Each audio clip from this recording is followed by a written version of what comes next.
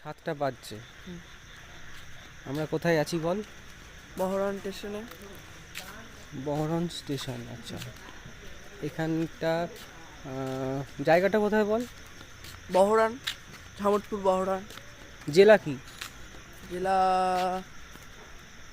পূর্ব বর্ধমান। পূর্ব বর্ধমান, আচ্ছা।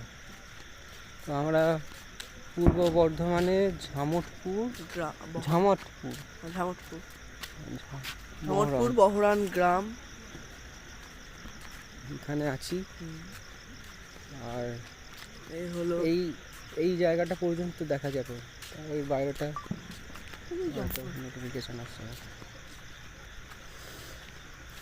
এখানটায় বেশ নির্জন জায়গা, মানে কি বলবো, ভীষণ ভালো লাগছে। নির্জন জায়গা আমাদের ওখানে পাওয়া যায় না, ঘুরতে বেরিয়েছি ওই জন্য।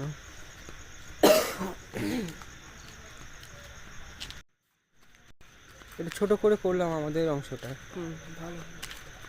জায়গার পেছনের জায়গাটা বেশি বড় করে দেখা যায় যাতে।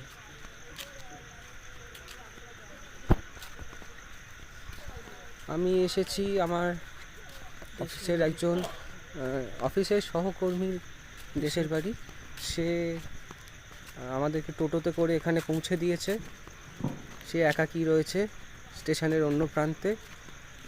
আর তুই ও কে হোস? ভাই হয়। তো তার ভাইয়ের সাথে আমি এসেছি। ও ক্লাস 10-এ পড়ে। আমাকে কালীতলা একটা জায়গা দেখিয়েছে, সেই জায়গাটাও আমার খুব ভালো লেগেছে এবং সেখানে যাওয়া আসার রাস্তাটাও খুব নির্জন জায়গা। সন্ধেবেলায় অন্ধকার নেমে আসছে, ওইখানে কোনো আলো নেই।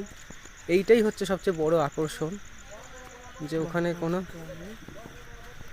আলো লোকজন কিছু নেই, গাছপালা। ডিসপ্লেটা বন্ধ হয়ে গেল।